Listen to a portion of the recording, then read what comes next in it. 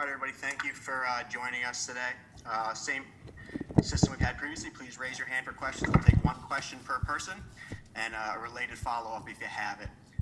We'll start with Nico Tamuria. Nico, go ahead. Hey there, Coach. We appreciate your time today.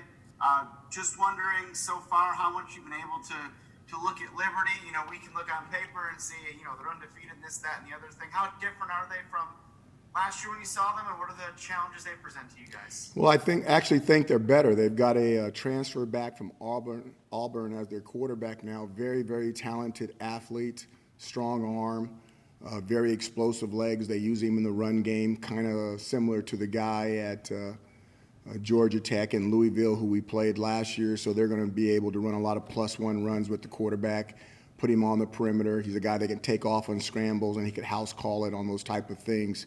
They have a tailback that's really good, runs behind his pads extremely well, and then they have an explosive receiver. So between those three individuals on offense, they're extremely explosive. Their linebackers are really good on the defensive side of the ball. Their back end is good. Their secondary is athletic, more athletic than you'd normally find at a school like that, and they're going to be very comparable to our wide receivers. And they have a very dynamic pass rusher coming off the edge. Actually, they have two, a number 10 and a number 11. Both of them are really good. But they're a complete football team, and they're very athletic. Thank you. Mm-hmm. Thanks, Nico. Next, we'll go to Darius Joshua from Channel 9. How you doing, Coach? Just wondering, is there an update on Tommy DeVito? Is he still on crutches and a boot at this point? Yeah, I would say that both those things you just said are true. And Tyler, I just lost my screen. I have a bunch of security updates and Safari and VLCs and all that other kind of stuff in front of me that I have no clue what's going on. But I can remember what you look like, Darius. So basically, there's no update. I've got to get back to the medical people, okay, and see where we're at. But I would leave it exactly the way I left it after the game. Just quickly on that, what is kind of the mood of the team? It seemed like a lot of players kind of went down in that game against Duke, and on top of the injuries you already had going into the game. You know, football's physical, and that's the part that makes us different from other sports, and it's the part that we embrace. And we understand that people are going to get hurt, and that next guys have to step up, and then eventually guys will get an opportunity to come back. But it's what makes the game unique. It's the reason why you love the game, and we love the game, and we accept that part of it. Thank you, Coach. Mm-hmm. Thanks, Darius. Next, we're going to go to Dan Tortora. Hey, Coach, how are you? Good. Just to look at, with the situation, like you said, with Tommy not looking good, as you said after the game, what can you say about Rex and what you've seen from him on film of the times that he's gotten to play this season? Just what your thoughts are on Rex at this point. Well, I don't want to give away too much, Dan. I get the question, but there's other ears listening as well when we talk about this stuff. But the thing that I will say is this: Rex has been with us from the beginning. When I got here, he was a January signee with the previous class. Okay. And he is one of the guys that we definitely wanted to honor that scholarship and bring those three individuals in. He knows this offense as good as anybody, and it's just a matter of executing and doing things right and being consistent in what we do. So we feel like we have someone that has a lot of knowledge if he's going to go in there. Now we've got to decide if we're going to be able to execute and do the other things around him. And then to kind of go off of that, just what you could say about, I know your other guys are redshirt freshmen, but in practice, just what you've seen from them as they develop and how they pushed each other, and maybe as a team, how these quarterbacks respond to knowing that they could be the guy that gets the call. First of all, you don't rep your number 3 quarterback, you don't rep your number 4 quarterback, you barely have time to rep your number 2 quarterback. So those guys we've seen a little bit, but we haven't had the normal scrimmages that we normally have because we don't have the depth, at the offensive line and a bunch of other positions. So we haven't been able to bang those guys the way they really need to be banged. So we understand how they were out of high school. We understand that they didn't have an opportunity to do much during the fall in August. And we're slowly watching, we've seen some glimpses of them on the scout teams when they're working with the defense, but that's different. The scout team is take the ball, throw it here, throw an interception, let the DBs catch it. You're functioning so the defense can prepare for an opponent, and you're not even running our plays. So this is a different week for those guys, and we'll get to see a little bit more of them and start to tune in on what they can and can't do. Thank you, Dino. Good luck this week. Thank you. Next, we go to Mark Larson. Hey, Coach. I want to go back to Tommy. You've seen the reports, I'm sure, that he's out for the season. Is there a chance that that's true? First of all, I have not seen the reports, Mark. I haven't been on the internet and all that other kind of stuff. But we've had other guys that have been out for the season. I just haven't had the official report from the medical people. I saw him yesterday in the team meetings, and I'm waiting for the official report from the medical people. And you expect that, like, soon, I would think? By what time? You expect it soon, that report? Oh, I thought you said by noon. Yeah, I should know something by today. Yes, sir. All right, just to follow up on that, then, you know, obviously starting quarterback, it doesn't look good, as you said. Your team just got beaten by a team that was winless, and you're underdogs again this week. What would your message be to your team and to Syracuse fans, I guess, right now that might be thinking the season's over? I would say think about Duke and what they did to us. Thanks, Mark. Next, we go to Matt Hausworth. Hey, Dino, I know, going into this season, it was probably going to be a bit of an uphill climb given, the players that you didn't have coming into the year. I guess 4 games in, where would you assess where this team is at and what you've noticed through those 4 games? I think the biggest thing is you understand that when you're playing a pure ACC schedule, there's no breaks. And the injuries mount up, and you're getting younger and younger people playing who have not been developed in the weight room the way they need to be developed. And they're hitting guys that are bigger than them. And there's a big difference between 18 and 19-year-olds hitting guys that are 21 and 22. And that's the biggest difference. Their heart's there. They're normally the speed and the skill levels there, but the physicality of the game is what you have to match. And it's difficult when you're at that young age to be able to bang with some of those guys that are older. Now, that's not the excuse. That's just what we have to do, and we have to match the physicality. We got to dig down deep, and we got to find a way to match it. Next, we go to Nate Mink. After Saturday's game, I think someone asked you about what you can do to get the offense in a better position to start capitalizing on all the turnovers that your defense is giving you. And you used the phrase, we need to have a change in philosophy. I'm wondering what you meant by that, and if that is a short-term thing or a long-term deal. I think it comes down that you need to gear everything towards your personnel. You can say that you want to do something in a business, but if you don't have the employees or the product to do it, it's just a thought. And we know things that work and things that have not been able to work.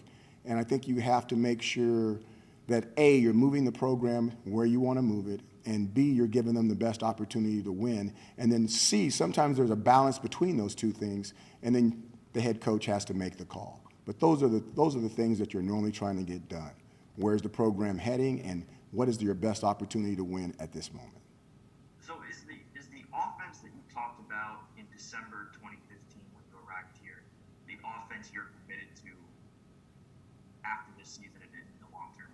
Absolutely. Thanks. Yep. Next, we go to John Kikis from the Associated Press. Hey, Coach. Hey. This season has been tough not only for you guys, but for a lot of other teams in the league. Can you just put in perspective how difficult this season has been for you as a coach? I just think it's been different. I don't look at it as negatives. I look at it as positive. As iron sharpens iron. And one man sharpens another. And the 2020 year has been sharpening men all across this country, women and everyone else, even the young people with all the mental health problems that's going on in the young people's community. So I look at it as this is different. We need to adjust to the different parts of the things that are going on this year. And then you find a way to make the best of it and survive as you work to be better every single day. So do you feel that maybe that's a reason why some of the other schools are also struggling, whereas Last year, a couple went to bowl games, and this year they don't seem like they have a good chance. You know, this, I'm not trying to be rude. When you say other schools are struggling, I don't even know who you're talking about. I am so locked in on Syracuse University.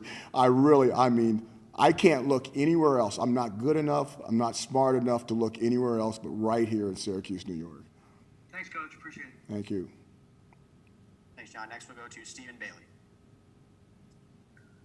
Hey, Dino, in all the kind of craziness to end that Duke game with Tommy, I kind of missed Sean Tucker getting dinged up. Obviously, you're down to your fourth guy there, and he's been really promising. Can you kind of tell us how he's doing and what the backfield's kind of looking like coming into this weekend? Still waiting to see what's going on with Sean. I think he's going to be okay. I think he's in better shape than Tommy, but I'm not a doctor.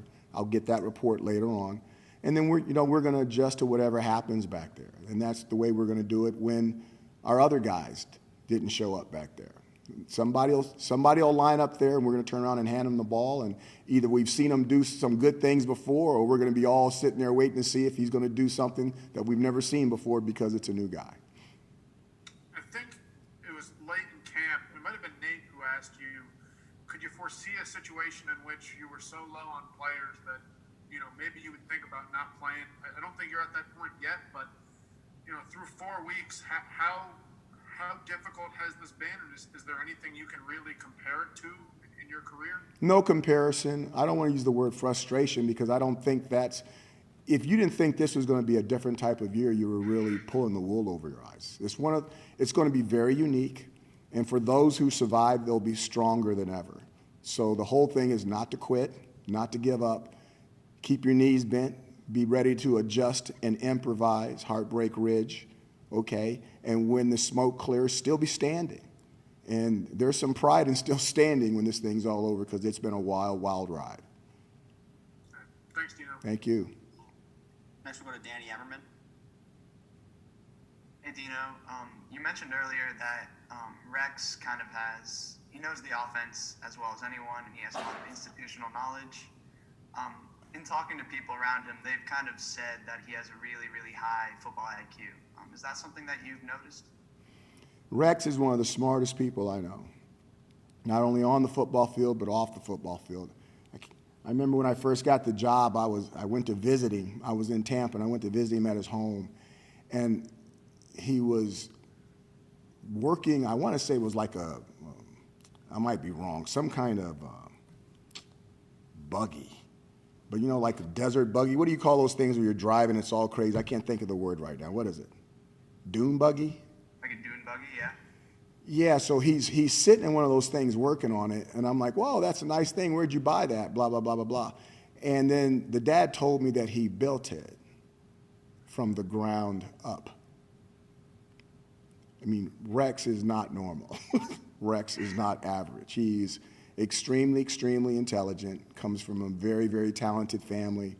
The dad is unique. The mom is unique. Both almost won Survivors on TV, the whole TV series Survivors. He's got a brother at Penn State and a sister at NYU. And I wouldn't underestimate that family in anything that they set their mind to do. I think they're very, very talented and very, very exceptional. I guess where do you hope or expect kind of that intelligence, those experiences to show up on the field? We're going to have to see. It's one thing to have all the mental knowledge, but whether you can physically get it done or to bring everybody up to your speed. The guy is extremely, extremely intelligent. When you talk to him, it's almost like you're talking to a junior coach. He does know football. He grew up in a football family. His dad played in the professional football league. Okay, his brother is a collegiate football player, and his sister at NYU may have been the best athlete in the family. So the guy's talented, the family's been talented, and we're going to have to wait and see what's going to happen. Thank you. Mm-hmm. Next we'll go to Jacob Payne. Hi, Coach. Without giving away too much of a competitive advantage, if it is Culpepper behind center going forward for the foreseeable future, how much does the offense change under his command? Again, I think that we can run our offense with him, and we will continue to run our offense. We're going to always have wrinkles. You're going to have wrinkles to try to move the football. But as far as changing what we do, we shouldn't be drastically changing what we do with Rex behind the center. So the intermediate plays had been a struggle recently. Do you see him having a better grasp for those short and medium plays? I don't know about the short and medium plays being an issue. You know, I thought we had some short plays that went for big yardage against Duke. When you say the intermediate plays, I'm a little bit lost. Are you referring to what specifically? I'm saying, you know, you guys had 132 of your 286 yards on 2 plays. Right. I'm talking about the shorter third down plays. Oh, third down percentages is what you're saying. Yeah, when it comes down to third down, not only do you have to be able, once again, protect and make the right read with the quarterback position, but you also have to be able to make the catch. And there's no doubt that we've had difficulties in that situation on third down, and we need to get a lot better at that. Thank you, Coach. Mm-hmm. Next, we'll go to Brad Klein. Hey, Coach. You talk about the football family, and part of that is the parents. Is it hard on the family that the parents don't get to see their kids play in person this season so far? What is your first name? Give me your first name again. What is it? Brad. Brad, I'm sorry. I missed it. Brad, I was literally thinking about that this morning. This is spooky. This is really spooky. I was literally thinking about all the sacrifices that the football players have to give up for 2020 and how other people get the opportunity to watch them on TV, and it relaxes them and it makes them feel better about the things that have gone on during the pandemic. I'm about to get to it. But for some of them, it's their first for the players, it's the first time in their lives that their families literally don't get to spend time with them, not only watching them play, but time with them after the games. And how weird is that to be able to be doing something that you've done your entire life and your family's been able to be involved with you in this journey, and yet in 2020, where it means so much to everyone else, the players are the ones that are giving up the sacrifices where they literally don't get to see their families. That was on my mind this morning at 6 a.m. when I was up and I was reading. And it's what a sacrifice for them. And unless you've been a player in a family where they get to watch you play all the time from when you're a little pee-wee guy, junior high school ball to high school ball to college, you really don't know how big of a sacrifice that is. But I spoke to the team last week about that 2020 is a year of sacrifices, and I'm really proud of the sacrifices not only they've given up for us to have this season, but the personal sacrifices they've given up by not necessarily seeing their family on weekends and stuff in order to keep our pod pure and free of the COVID-19 virus. So I hope I answered your question, but you really touched me right there, and that's why I wanted to know your first name, so thank you very much, Brad. Well, thank you. And just to follow up to that, I mean, I guess it goes beyond just missing your parents, wanting to see them after a win, after a loss, and you have players that go down with injuries, and that's a moment where you're probably wanting some family there, your parents, your siblings, your loved ones, whoever. I mean, how does an injury add to the difficulty of not seeing your family pre and post game? Well, first of all, huge, and there's a bunch of telephone calls going on and all across the country because you're trying to let the parents know that you're there, that you're with them, that their sons aren't alone, that you've got doctors and coaches and position coaches they can't fill in for them because there's nothing better than a parent, and there's definitely nothing better than mom. But, you're doing the best that you can do until, A, they get a chance to see them later down the road, or B, they get an opportunity to see them before, pre, or post surgery. Thanks a lot, Coach. Really appreciate it. Good luck this weekend. Thank you, Brad. We got time for 2 more. We'll start with Christian de Guzman. Hey, Coach. I hate to follow up after that question, but unfortunately, my question is about the run defense. We saw it struggle against Duke, and we've seen it struggle against some of the other opponents earlier this season. After you've taken some time to digest the film a little bit, what do you think is the biggest issue with your defense's run defense, and what can be corrected for the upcoming games? The biggest issue, we didn't meet the physicality of the Duke offensive line. You know, Duke did not look like a big team. You look like, okay, we match up well with these guys until you saw their offensive line. They were massive, and they were big, and they constantly kept chopping wood on our D-line, and we've got quicker, lighter guys that are able to make plays, but when that consistent pounding finally broke us down.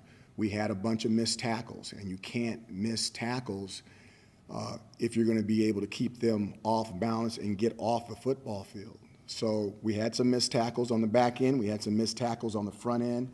We had some defensive linemen that got tired of running into things that are bigger than them. And that's the whole physicality part of it.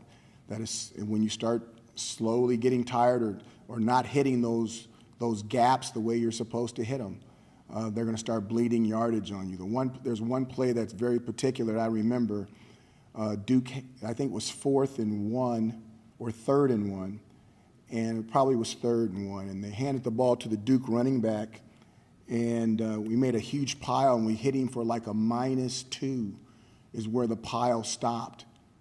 But the guy wasn't down, the whistle wasn't blown, and before you know it, one of their big offensive linemen, I want to say 70-something, either 72 or 76, ran up behind that pile and hit it like a whale hitting the beach, and that whole pile fell forward from a -2 to a +1.5 for a first down. And you're looking at it, and you're like, my God, guys, we had 5-6 guys there. We got to be able to get that guy on the ground.